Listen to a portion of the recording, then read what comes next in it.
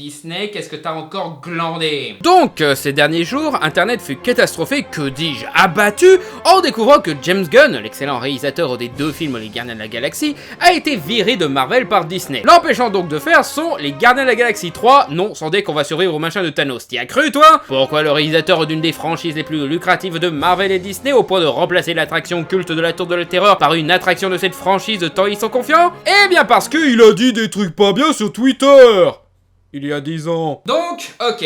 Essayons de comprendre ce qui s'est réellement passé. James Gunn est, comme beaucoup de réals de notre génération, un accro à Twitter. Limite depuis les quasi-débuts du site.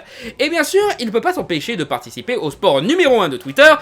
Non, pas de dire des conneries sur Star Wars, non, le sport numéro 2. Non, pas harceler les acteurs, dire du mal de Donald Trump, voilà. Peine 49 de la liste, sérieux? J'aurais pas cru. Jusqu'ici, tout va bien. Je vais même dire, ça fait plaisir à Disney qui n'a jamais hésité à se plaindre de Donald Trump, alors jusqu'à faire Zootopia, que les producteurs appelaient en secret. Sérieux les gars, vous avez besoin qu'on vous explique en quoi ce n'est pas bien de voter pour un connard raciste? Et chez Marvel aussi, ils sont très anti-Trump. Même qu'une grande partie des acteurs des Avengers avaient rejoint d'autres acteurs dans un spot incitant à ne pas voter pour Trump durant la période des élections. And if you do vote and help protect this country from fear and ignorance, Mark will do a nude scene in his next movie? Mark Ruffalo Mark will do a nude scene in his next movie. Wait, what? Mark will do a nude scene. Mark's gonna have his dick out. Full Monty. Full Marky.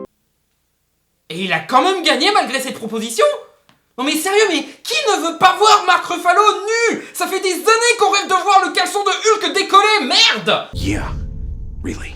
Et ça allait au mieux pour tout le monde, sauf les supporters de Trump. Évidemment. Et comme tout bon supporter de Trump, ils ont utilisé l'argument fallacieux préféré de Trump, le ad personam qui consiste à dire « T'es pas mieux alors ta gueule !» Peut-être, mais ça veut pas dire que Trump a raison pour autant. Wow, comment j'ai démonté la seule défense du président des États-Unis! Oh oh oh! Qu'est-ce que c'était dur, la vache! J'ai dû réfléchir que 2 secondes! Sérieux, pourquoi les gens supportent ce mec? Yeah, really. Et donc, pour démontrer que James Gunn serait soi-disant pas mieux, ils ont donc cherché un tweet pas politiquement correct de sa part. Et les mecs sont tellement névrosés qu'ils ont remonté 10 ans. Putain, 10 ans de tweets! C'est déjà chiant de remonter tous mes tweets à moi et j'ai ma page Twitter depuis même pas 1 an. Alors 10 ans pour dire la psychopathie! Et ils ont trouvé des tweets où James Gunn blaguait sur des sujets trash comme le viol, la pédophilie ou autres. Ce qu'il y a de mieux quand on se fait violer, c'est qu'une fois que vous avez fini de vous faire violer, ça vous fait l'effet « Wow, c'est génial de pas se faire violer !» Je suis en train de faire une grosse adaptation hollywoodienne du livre The Giving Tree, l'arbre généreux, avec une fin heureuse. L'arbre repousse et taille une pipe au gamin. J'aime quand les petits garçons me touchent à mon endroit loufoque. Aucun de ces tweets sont, vous savez, immoral ou quoi? Crade, ouais, très même, mais immoral?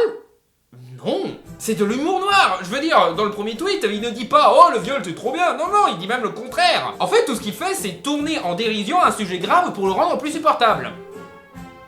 Définition même de l'humour, en fait. Dans la deuxième, il critique juste la tendance d'Hollywood à trop insister sur les happy endings jusqu'à l'absurde. Et dans le troisième... Bon, celui-là, c'était de la provocation immature, mais voilà! Et surtout, non, ça ne veut pas dire qu'il est pas mieux que Donald Trump. Car encore une fois, c'était de l'humour. Il ne pense pas réellement les obscénités qu'il dit, contrairement à Donald Trump. Vous savez, le mec qui dit « Faut les attraper par la chatte ». Donc ouais, pourquoi vous l'avez pas interdit d'élection pour ça? Et donc, ce contenu a choqué Disney et a décidé de le virer pour ne pas être attaché à de tels tweets. Attends, t'es en train de me dire que le scénariste de Troméo et Juliette et le réalisateur d'Horribilis et Super fait dans le crade et le trash?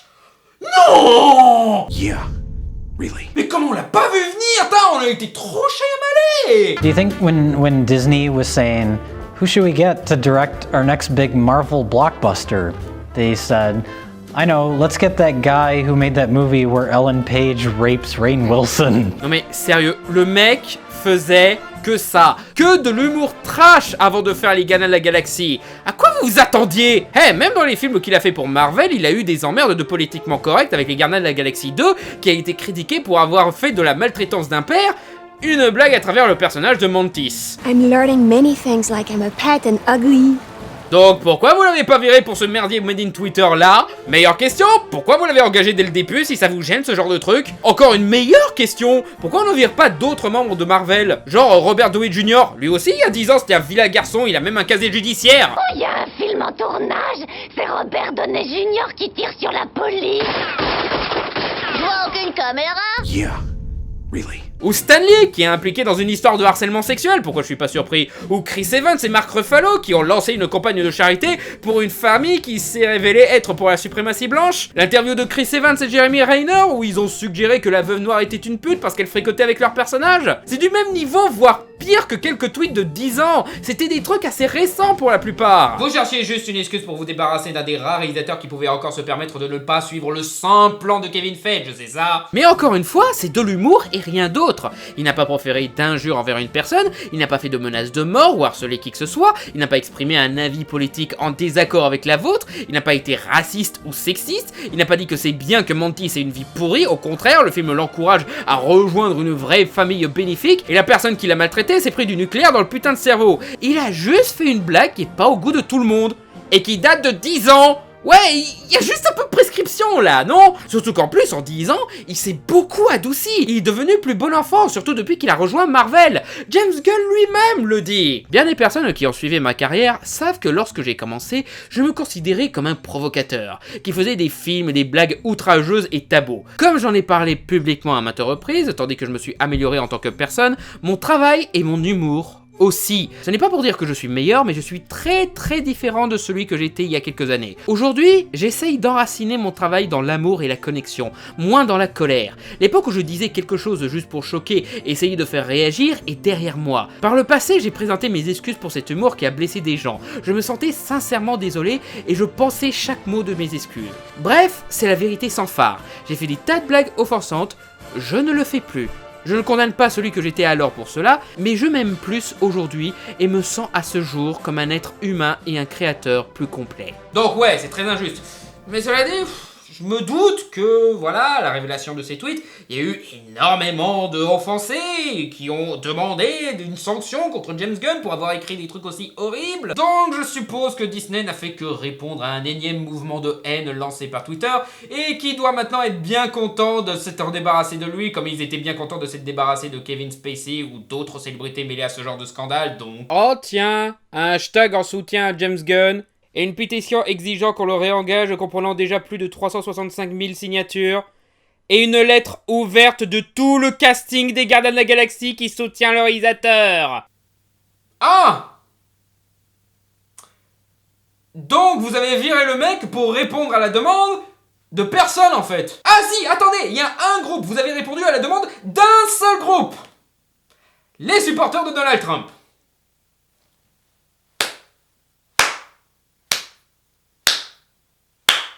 Yeah, really.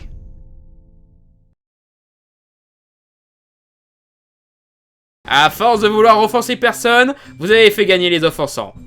C'est un échec ridicule. C'est vrai que ce n'est pas la première et probablement pas la dernière fois que Disney fait ce genre de conneries dans sa quête don quichotienne de combattre les enfances des personnes qui les entourent, mais là, ils se mordent carrément la queue en donnant raison aux intolérants qu'ils prétendent combattre et en se débarrassant d'un de leurs meilleurs réals pour un truc puéril qu'il regrette lui-même. Et au final, la communauté de fans que vous essayez de protéger de tweets trop offensants, eh ben ils sont plus offensés par le renvoi de James Gunn qu'autre chose. En voulant absolument éviter d'offenser qui que ce soit, vous avez encore plus offensé tout le monde. J'espère que celui qui a fait cette bourde a été viré. Même Dave Bautista, le mec qui joue Drax, a fait comprendre que ce renvoi est plus une victoire pour les intolérants pro-Trump que pour la bien-pensance, allant jusqu'à qualifier la révélation de ces vieux tweets à une cyberattaque nazie. Hop, oh, Dave, non, là tu exagères Dave, non.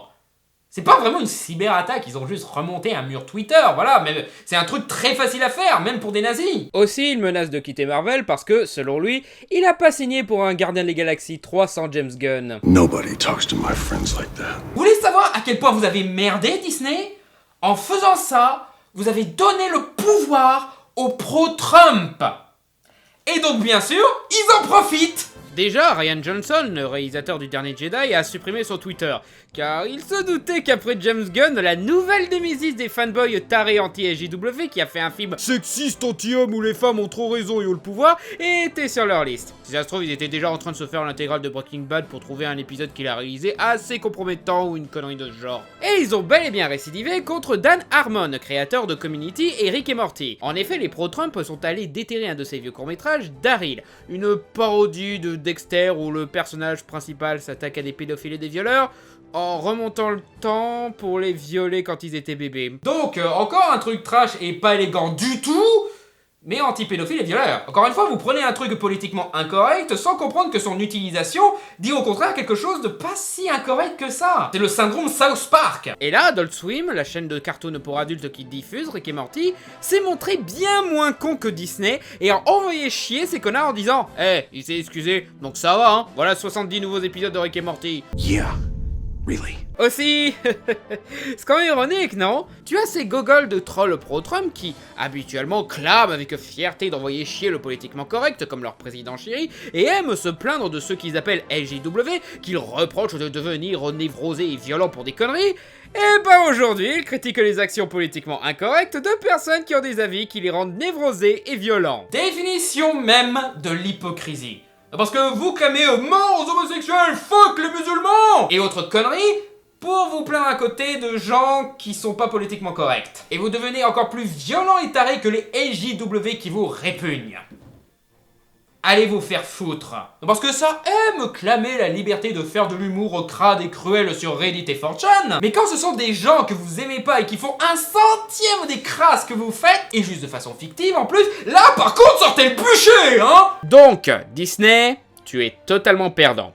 Le mieux que tu puisses faire, c'est réengager James Gunn, t'excuser pour ta connerie, dire fuck à ces connards de pro-Trump qui ont cherché à saboter l'existence de quelqu'un qui ne partageait pas leur vénération aveugle d'un énergumène digne d'un méchant de Shakespeare. Et ainsi prouver qu'ils n'ont aucun pouvoir sur vous. Ça, c'est pour la partie justice. Mais j'en profite pour la partie artistique. Virer comme ça un réalisateur d'un projet comme les Gardiens de la Galaxie est une grossière erreur. Car bien que les Gardiens de la Galaxie soient une propriété Marvel, les films ont été faits en partie à l'image de James Gunn. Surtout le deuxième film. À la base, le comics n'est pas aussi humoristique, familial et nostalgique, non. Ça, c'est ce que James Gunn a voulu apporter. Un humour rappelant le côté loser de son groupe de héros qui s'enfoncent dans leur travers psychologique. Un univers et une esthétique de série B. Et même un petit côté rebelle, bien que adouci par la formule Marvel. Star-Lord est totalement inédit dans ce film. Il est à milieu des personnages du comics qui ont repris ce nom. Pareil pour Drax, ou encore Yondu, pour beaucoup l'un des meilleurs personnages du MCU. Et c'est sans parler du fait qu'il a repris son équipe habituelle, comme son compositeur Tyler Bates, ses acteurs fétiches comme Nathan Fillion, Michael Rooker, ou même Rob Zombie. Non, je déconne pas, Rob Zombie fait un caméo dans les Gardiens de la Galaxie 2, en tant que ravageur invisible. Donc ouais, on cherche encore, mais il est officiellement au générique, hein. Et il a même casé son ancien mentor, Lloyd Kaufman, le créateur de la société Trauma, pour qui il avait fait son premier film. Et même des membres de sa famille, comme son frère Sean Gunn, qui joue le second de Yondu et sert de modèle pour le personnage de Rocket. Ce qui fait que les deux films Gardiens de la Galaxie sont quelques des rares films du MCU à avoir la patte visible de leur réalisateur. I think that creating a film like Guardians of the Galaxy Volume 2 has been such a joy because the wonderful folks at Marvel have let me create such a personal tale. They've given me absolute freedom to tell a story that in a lot of ways is like an independent film, only, you know, with all the things we love of spectacle films, the beauty and the big colors and the explosions. But at the heart of it, it's a story about character. Au point que les Gardiens de la Galaxie 2 est l'un des meilleurs films, si ce n'est le meilleur film du MCU, et que beaucoup de fans ont remarqué qu'il ne faisait pas avancer le teasing d'Infinity War. Ce qui est justement une des raisons pour laquelle le film est si bon. Il raconte son histoire et le fait bien, au lieu de perdre du temps à être une BA de 2h30 pour d'autres films. Donc, en virant James Gunn, vous vous débarrassez d'un de vos meilleurs atouts, mais aussi d'un cinéma de réalisateur pour en faire un cinéma de commande, ou même un projet aussi personnel que les Gardiens de la Galaxie, tellement personnel qu'un des acteurs a fait ses adieux à son défunt père à travers un de ses films, devient qu'un produit où tout le monde est remplaçable. C'est ce que vous avez toujours voulu, Marvel et même Disney, c'est ça? Considérer les réels comme de simples pions interchangeables et impersonnels, où seuls les producteurs contrôlent tout à travers de simples exécutants yes man. Et chaque fois que vous avez fait primer la production au détriment des réals, ça vous a toujours mordu au cul. Vous avez perdu Joss Whedon, le mec qui avait réussi à faire d'Avengers et de Captain America quelque chose de concret. Vous avez perdu Patty Jenkins, qui aurait pu faire un bon Thor 2 et qui à la place fera un bon Wonder Woman pour la concurrence et qui vous aura dépassé dans votre course de films progressifs. Et dans la foulée, vous avez perdu Natalie Portman, une de vos meilleures actrices. Vous avez même perdu l'un des plus brillants réalisateurs de notre génération, juste pour avoir Ant-Man dans Civil War. voir. Et après James Gunn, vous allez virer qui? Ryan Coogler ou Scott Derrickson? Voire Taika Waititi peut-être? Vous allez perdre vos meilleurs réals pour des yes man. Et les films de Marvel deviendront fades. Donc littéralement, virer James Gunn n'a pas d'autre résultat que l'autodestruction de ce qui fait le succès de Marvel. Ce n'est pas Jon Favreau ou peu importe qui a réalisé Ant-Man ou Spider-Man Homecoming qui vous sauvera de la lassitude de super-héroïque. Non, ce sont des réals comme eux. Donc, pensez bien à ce que vous allez provoquer. Réengagez James Gunn. Parce que si lui a réussi à devenir meilleur que la personne qu'il était autrefois, pourquoi pas vous? Ou alors allez vous faire foutre. Merci d'avoir regardé cette vidéo, n'hésitez pas à liker, partager, commenter et vous abonner. Et si vous voulez soutenir l'élaboration et l'amélioration de mes vidéos, vous pouvez déposer un don sur mon Tipeee ou participer gratuitement à mon Utip, lien dans la description. Merci encore et à bientôt sur Fermez-la. Et oui, je sais, ce mini a fait 15 minutes, désolé, j'avais trop de trucs là.